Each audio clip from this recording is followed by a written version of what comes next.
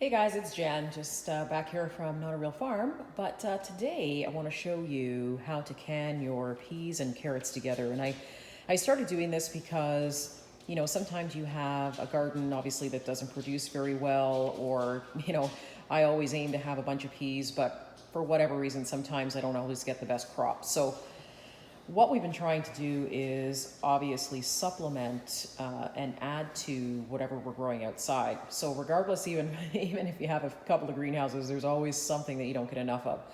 So I'm noticing in the grocery stores lately that the cans of peas, cans of corn, cans of beans in my area are about $1.97. But if you go around to the frozen aisle, you can actually get, is it 2 kilograms, I believe? Yeah, 2 kilograms here of frozen peas for, $2.27. So I said to myself, let's just save some jars and some space by canning the peas and the carrots together. Some people don't like that. We don't mind it. And I figure, if I'm going to be going ahead and canning, make some that are together, make some that are separate, just to spruce it up a little bit. So I got 4 of the big green peas, garden bags of green peas today from the store. And basically what I do is I cube up the carrots. Some of these are the last of the carrots out of the garden. And then what I do is I add the peas to it just to basically save jar space, because carrots and peas are pretty much almost within the same processing times. Carrots are 35, peas are 40. So obviously you're going to take the time of the peas, whichever one is longer, and process it for that. So yes, you could buy your carrots and peas, cubed up together and, put in a nice freezer bag the way that they do. But what you're going to find really quickly is if you're looking to get through a winter, with frozen bags of peas and carrots everywhere in your freezer, you're going to run out of space really soon. So what I do is I have a little cuber here just on my mixer. And what I do is I just take the carrots and I cube them down and I add them to the peas. Yes, the peas are frozen. I don't wait for them to thaw. I put them in the way they are, because by the time I get done all of this, they're going to basically be, almost thawed anyway. So this is how I do it. So this is going to turn on. I'm going to take my carrot. And then what it does is it basically cubes them.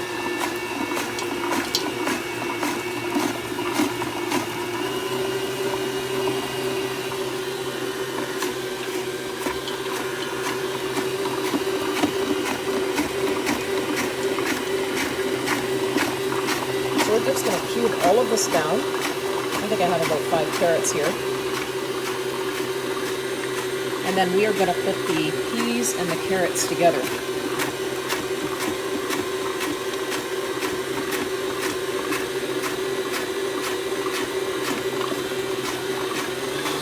Speed a little bit to get this going.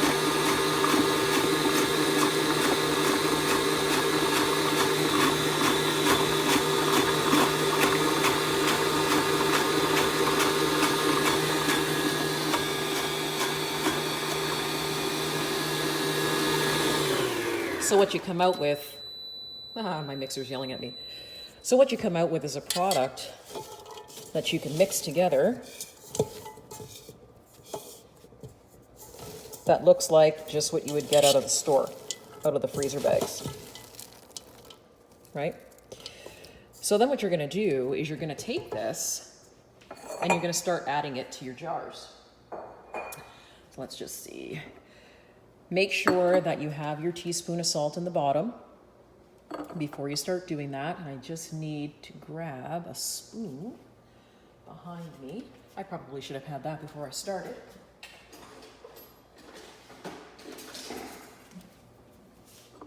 And then we're just going to add it in.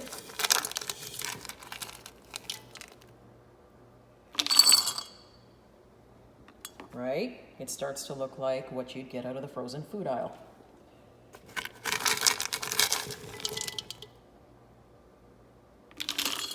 I won't painfully put you through me loading in the peas and the carrots together, but I just wanted to show you that you don't necessarily always have to just can one vegetable together. I mean, we do it all the time when we make stews or soups. We add stuff together. to make it a little bit more interesting. So this is just a way to save jars too. You get your carrots and your peas without having to do everything separate and use 2 jars. Why not put them together? And it's also a way to save space in your freezer. And hey, listen, who knows what's going to happen this winter? There could be power outages. So there's always a way for you to have, at least fresh vegetables available to you. Obviously if your freezer, goes kaput with the electricity. So it's just a penny pinching way to save some money, save some jars, and to still be able to have your vegetables too. So I'm just going to add the rest of this in, and then we're going to process the jars for 40 minutes. Now, if you're the kind of person that doesn't like to, mix your vegetables, you can always singularly cube the carrots and put them together and, in the jar, and this is what it comes out as.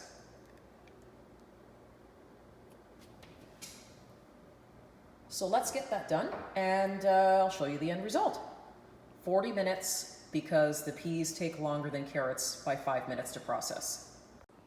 So just really quickly before I pop these into the canner, so this is sort of the end result of what you're going to look like. It's pretty much not going to change, but don't forget, once you fill up your jars, you're going to be adding in your hot water. So you're going to cover the vegetables in boiling hot water. Of course, always leaving the inch at the top.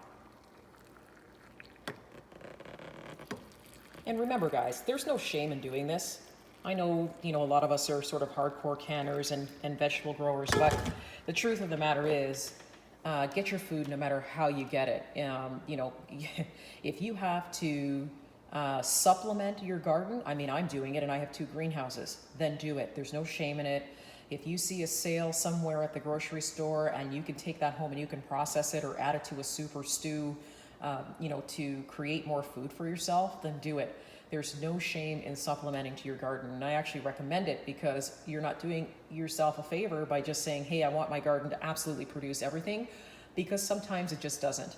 So we have to take what we get from our garden, supplement it with whatever that we can, obviously buy, and then put it away for the winter. You're only helping yourself, right? So I'm gonna put these in for 40 minutes and then I'll show you the end result. And there you have it, guys. I just actually pulled these out of the pressure canner. They've been in there for 40 minutes. So this is the end result. This is what they should look like. They should be nice and bubbly. I'm waiting for the lids to seal on these. They haven't sealed yet. But this is just a way for you to, save yourself some jars if you can mix and match some vegetables as opposed to sort of canning them separately sometimes. And it's also another way to sort of add to your garden in conjunction with what you're growing. So hey, take advantage of those sales if you find anything. And if you do find something and you figure you can can it and put it away for yourself for the winter. It's coming. And it's gonna be expensive. Today I saw a $3.27 can of tuna. So be prepared, guys. That's what this is all about, right? So like I said, give it a try, see what you think, and that's about it. Thanks so much for joining me, guys. See you soon.